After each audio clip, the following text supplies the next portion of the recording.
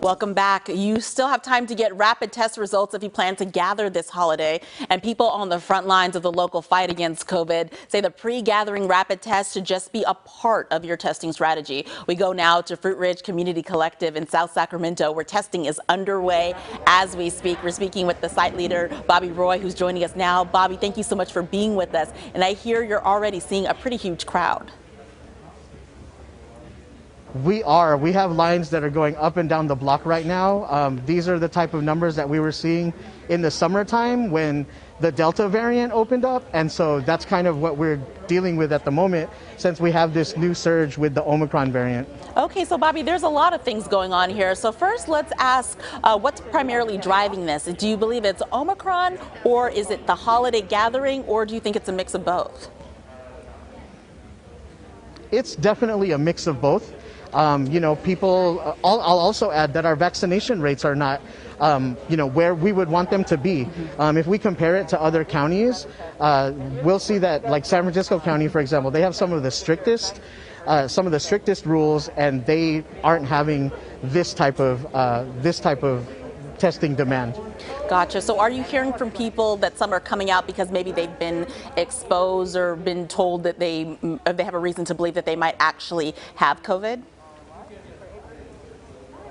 Absolutely, yes. We hear during the screening questions, we ask them if they have symptoms, if they've been exposed or been in contact with someone that they're in close contact with, that has been diagnosed as positive, and definitely quite a number of people are indicating that they have been around someone that is positive. Interesting. Okay, so let's talk New Year's Eve and talk strategies when it comes to testing, because we are in a situation where in Sacramento County, people haven't necessarily been told not to gather. They've just been told to gather safely. And I know particularly at your testing site there, and I know you all are through Teta Pediatric as a county testing site, you're recommending that people test before they gather and after. Can you talk to us more about that? That's correct. So we would like people to test before they gather together, and then also test 5 days afterwards. That way they know that going into it, they tested negative, and coming out of it, they've given themselves some time for that incubation period, and that we'll know for sure that they're negative after the holiday gathering. And they have a variety of testing options. Do you still have rapid tests on scene there? We do. We have an abundance of rapid tests. We have an abundance of PCR tests.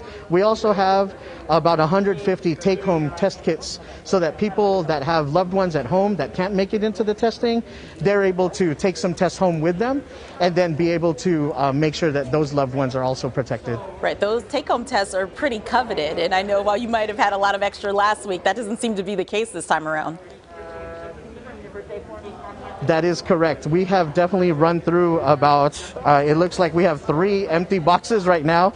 There were 180 tests per box. Oh, wow. And we have about 1.5 boxes left at the moment. So again, about 180 tests per box. So there's maybe about 500 left today. Okay, so if someone is watching this and they're thinking, okay, I want to go down, I want to get tested, you guys are going to be closing pretty soon for lunch, but opening back up again and staying open till when? That's correct.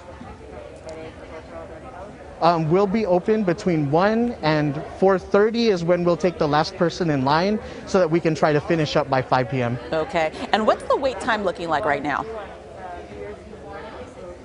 I just checked in with someone, and they said that they had been waiting for about 90 minutes. Oh, wow. Which is, it's one of those things. People have to decide whether that's the kind of time that they want to take to protect their loved ones.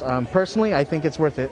Absolutely, certainly does seem to be worth it. Thank you so much for all you're doing. I know you ramped up staff and you ramped up capacity in anticipation of scenes just like this one. So we are truly appreciative of all that you and your colleagues are doing to try to make sure that we're still able to have the kind of gatherings we'd like to have, but can also do so responsibly. Thank you so much, Bobby Roy, there at Fruit Ridge Community Collective with Teta Pediatric, offering that COVID-19 testing site to the community. And we should note that all the services they're providing are free.